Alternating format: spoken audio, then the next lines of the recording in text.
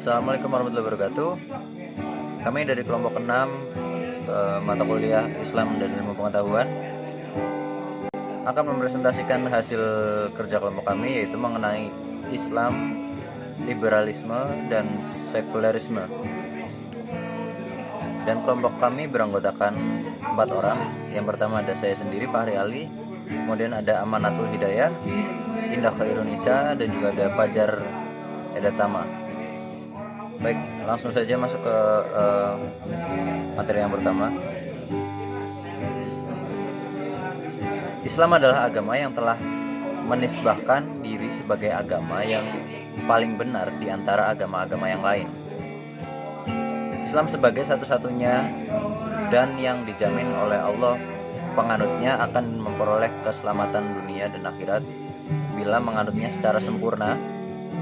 Untuk membawa umat manusia ke arah keselamatan ajaran Islam, ini harus disebarluaskan dan didakwahkan. Kemudian tentang Muhammadiyah. Muhammadiyah adalah salah satu gerakan dakwah Islam yang telah memproklamirkan diri sebagai organisasi dakwah. Gerakan dakwah Islam amar ma'ruf nahi mungkar yang berjuang untuk tersebarnya ajaran Islam untuk seluruh alam. Muhammadiyah yang mempunyai tujuan mulia, yakni menegakkan dan menjunjung tinggi agama Islam sehingga terwujud masyarakat Islam yang sebenar-benarnya. Namun beberapa tahun terakhir ini, umat Islam pada umumnya dan khususnya Muhammadiyah mempunyai tantangan dakwah baru. Tantangan dakwah arus pemikiran sekulerisme dan liberalisme yang mengobrak-abrik akidah umat Islam. Menyadari hal itu, Muhammadiyah tampil mengambil peran untuk menjaga kemurnian akidah umat dengan peran-peran yang strategis. Sekulerisme secara etimologi berasal dari kata saeculum atau bahasa Latin, mempunyai arti dua konotasi, yaitu waktu dan lokasi. Yang satu, waktu, menunjuk kepada pengertian sekarang atau kini, dan yang kedua, lokasi, menunjuk kepada pengertian dunia atau duniawi. Sekulerisme juga memiliki arti fasludin anil haya, yaitu memisahkan peran agama dari kehidupan, yang berarti agama hanya mengurusi hubungan antara individu dan penciptanya saja.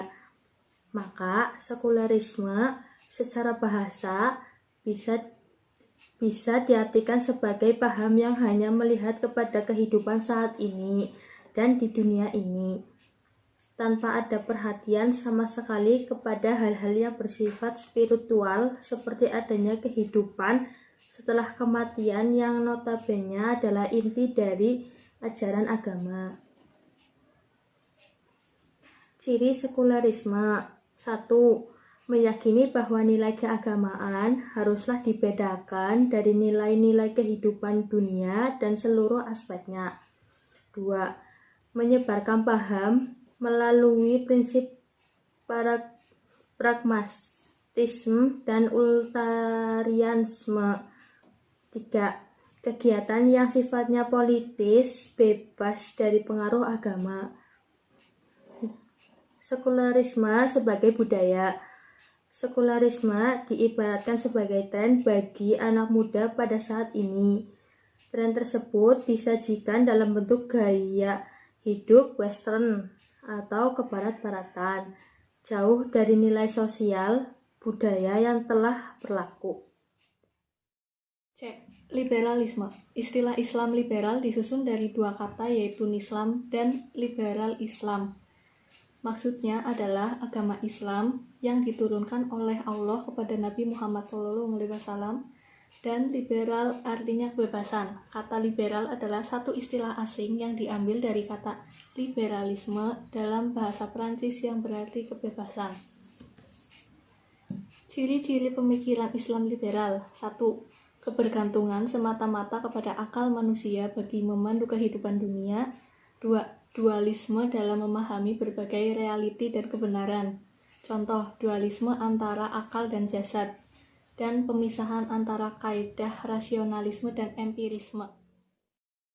Ya, selanjutnya strategi Muhammadiyah dalam membendung pemikiran skolalisme dan pluralisme. Strategi ini dibagi menjadi dua, yaitu jalur struktural dan jalur kultural. Apa yang dimaksud dengan jalur struktural? Jalur ini sebenarnya Muhammadiyah telah merumuskan pandangan dalam menjaga kemurnian Islam dari paham yang menyesatkan, termasuk paham pemikiran sekulerisme dan liberalisme.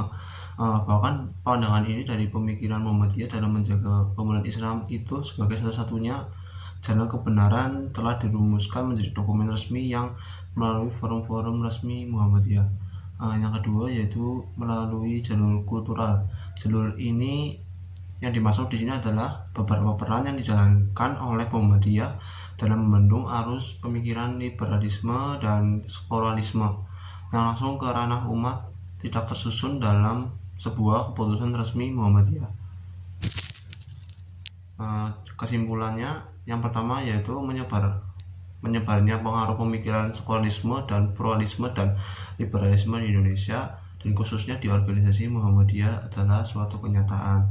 Yang kedua, pengaruh pemikiran sekulerisme, pluralisme, dan liberalisme mulai masuk berkembang di organisasi Muhammadiyah ketika periode kepemimpinan 2000 sampai 2005 di bawah pimpinan Ahmad Syafi'i Ma'arif.